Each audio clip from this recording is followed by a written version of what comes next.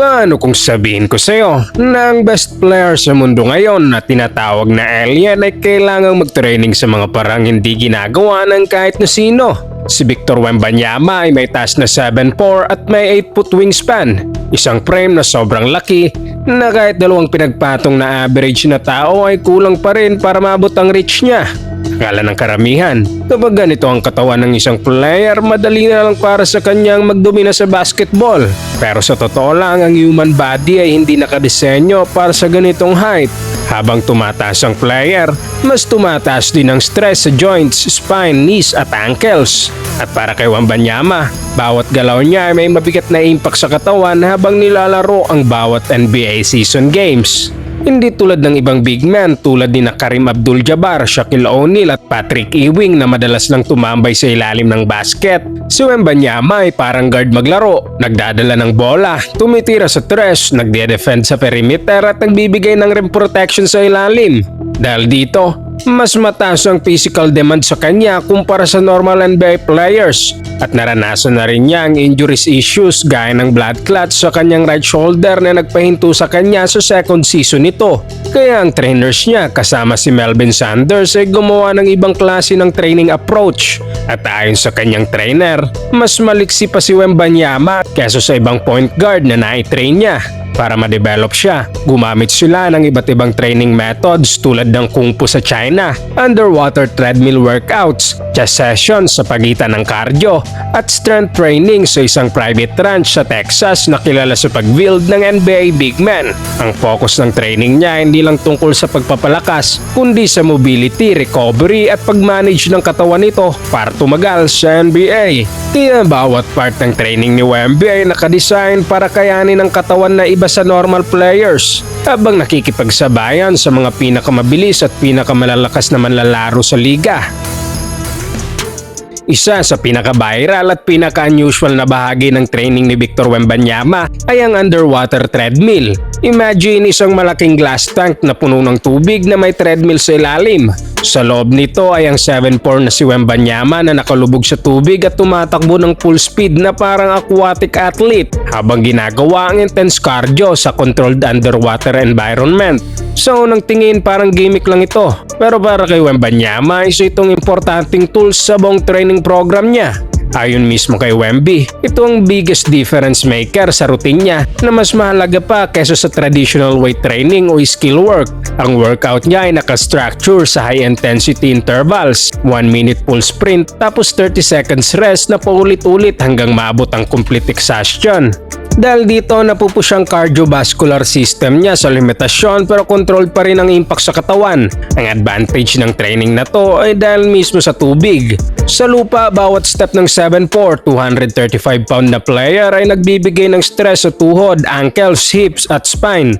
Dahil sa impact at gravity na pwedeng magresulta sa injury over time. Pero sa tubig nababawasan ng load dahil sa buoyancy, kaya kahit intense ang training ay mas safe ang joints. Isa pang benefit nito ay barefoot running sa water treadmill kung saan nagtitraining siya ng walang sapatos para ma-improve ang proprioception o awareness ng katawan sa galaw at possession. Nakakatulong ito sa pagpapalakas ng small stabilizing muscle sa paa at ankles kaya mas gumaganda ang balance, control at movement niya sa court bilang sobrang tangkad na player. May history na rin ang ganitong aquatic training na ginagawa noon ni Tim Duncan at nakatulong ito para ma-maintain niya ang elite performance hanggang sa age of 40. Ang summer ng 2025 ay naging isa sa pinaka-unusual at pinaka-talk about off-season para kay Victor Wembanyama. Coming off sa difficult 2024-25 season kung saan nagtapos ang Spurs sa 34-48 at hindi nakapasok sa playoffs ang team. Kasabay pa nito ang blood clot issue ni Wemby na nakaapekto sa season niya. Expected ng lahat na normal gym grind lang ang gagawin nito sa off-season ng San Antonio. Pero hindi normal na training ang pinaggagawa nito. Chess sa France, soccer sa Costa Rica at Kung Fu sa China. Habang ang ibang NBA players ay nagpo-post ng workout clips, si Wembanyama ay nakita na nagtitrain kasama ang Shaolin Kung Fu Master sa bundok ng China at gumagawa ng controlled movements gamit ang martial arts. Dahil dito maraming reactions online at sinasabing ito ang patunay na talagang alien si Wemby na nagtataka ang mga fans kung bakit hindi traditional basketball training ang ginagawa niya. Pero sa likod nito, may malinaw siyang plano. Ang focus niya ay hindi lang skills kundi body mechanics, movement efficiency at mental clarity under pressure. Dahil sa health scare at kakaibang katawan niya, mas priority nito ang pagbuo ng basic foundation so hindi masyadong mabigat na contact. Malaking parte nito ang Kung Fu na nakakatulong sa balance, control at body awareness na lumalabas sa defense niya at shot blocking.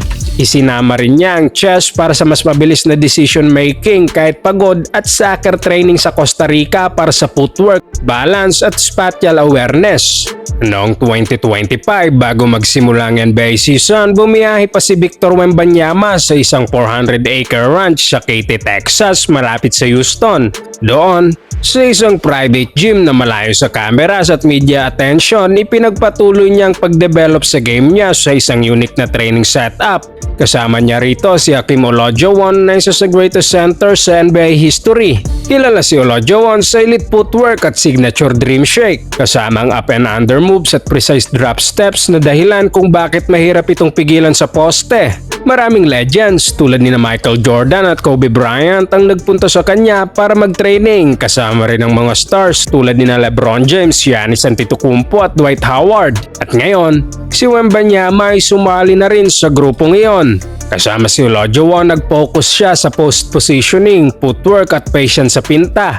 Ayon sa observers at assistant coach Rashard Lewis, makikita na mas gumanda na ang drop step finishes niya. Mas solid ang ceiling sa defenders at mas controlled ang paggamit niya ng katawan para gumawa ng space sa poste.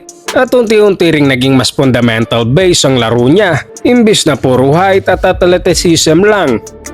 Sa puntong ito, ang usapan tungkol kay Victor Wembanyama ay hindi na tungkol sa potensyal kundi tungkol sa survival.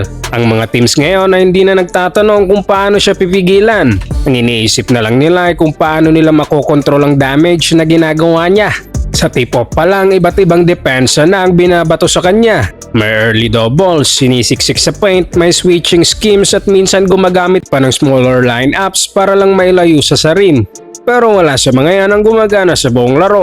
Ang problema kasi wala talagang solid na plano ang mga kalaban para sa kanya. At ang bawat adjustments ay may kapalit. Kapag may nagdo-double team, nakakagawa siya ng open pass. Kapag may nalit sa rotation, inaatake niya agad ang gap. Kapag smaller defenders ang itatapat sa kanya, mismatch agad. Pero kapag malalaki naman ang nilagay, nahihirapan silang habulin siya. Kaya laging nagre-react lang ang depensa at always one step behind. Dito lumalabas ang kontrol niya. Hindi lang sa scoring kundi sa paghawak ng tempo ng laro. Hindi siya nagmamadali, binabasa niya ang bawat possession at madalas alam na niya agad ang sagot sa depensa. Dito rin nakikita ang resulta ng mga ginagawa niya noong off-season. Ang speed chess training niya. Kitang-kita sa bilis ng kanyang decision making kahit pagod na siya.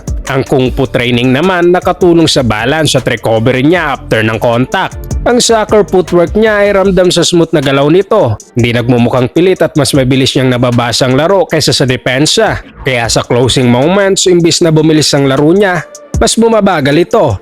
Mas kalmado siya, mas patient at mas precise. At ang patience na iyon ang unti-unting sumisira sa depensa ng kalaban, hindi ang puwersa. Ipinapakita rin nito na hindi lang siya basta talentado o matangkad, kundi isang player na may elite work ethic at tamang mentality. At ang kakaibang training at sakripisyo na Victor Wembanyama ay nagbunga hindi lang sa regular season kundi sa isang makasaysayang playoff run papunta sa NBA Finals. Hindi naging madali ang daan ng Spurs papunta sa pinale. Dinaanan ni Victor Wembanyama ang Portland Trail Blazers, Minnesota Timberwolves at Oklahoma City Thunder para makapasok sa Finals. Sa Finals, hinarap nila ang New York Knicks kung saan mas lalo niyang ipinakita ang impact niya sa buong liga bilang isang modern dominant big man. Kung may komento o reaksyon, ilagay mo lamang sa ating comment section at babasahin nating lahat yan. Huwag kalimutang mag-like at subscribe para sa mas marami pang sports kwento.